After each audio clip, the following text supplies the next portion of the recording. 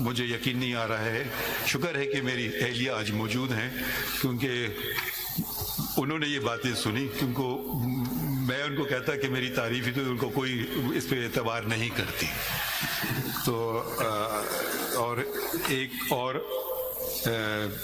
تو سب آپ لوگوں کا شکریہ آنے کا، اور دوستوں کا بھی، وکیلوں کا، صحافیوں کا آنے کا شکریہ، اور ان لوگوں کا بھی شکریہ جو آج ہم میں موجود نہیں ہیں. میں قانون اور آئین کی آج نہیں بات کروں گا، میں کچھ وہ باتیں بتاؤں گا آپ کو جو شاید آپ کو پتہ نہ ہوں.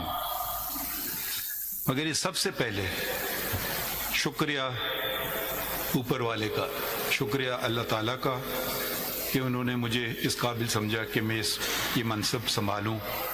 شکریہ عوام کا، شکریہ چودھری افتخار صاحب کا جنہوں نے میرا انتخاب کیا chief justice Balochistan high court. Balochistan high court جب میں گیا تو میں واحد جج تھا. ایک آئینی بحران پاکستان میں آ چکا تھا، کوئی جج نہیں تھا، میں واحد جج تھا بلوچستان ہائی کورٹ میں. تو کسی سے مجھے سیکھنے کو نہیں ملا، وکیلوں نے مجھے سکھایا، اور ان کی مدد سے اپنے بلوچستان کے وکیلوں سے آگے بڑھے، ججز اپوائنٹ کیے، اور ایک غیر فعال عدالت عالیہ بلوچستان پھر کا کام شروع ہوا. بلوچستان میں بہت سارا چیزیں کیں. بلوچستان سے ہی میرا تعلق ہے، بلوچستان ہی میں نے تعلیم حاصل کی، پہلی سے 10ویں تک. سینئر کیمبرج وہاں ہوتا نہیں تھا تو اس لیے کراچی گئے. اس کے بعد 10ویں کے بعد میرے والد کی پیدائش 30 میل دور ایک شہر ہے پشین، وہاں ہوئی تھی، اور ان کے والد قندھار سے ہجرت کر کے آئے تھے اور اس دنیا سے چلے گئے جب وہ میرے والد کی عمر صرف 6 سال تھی. میرے والد بھی چلے گئے جب میں صرف 16 سال کا تھا.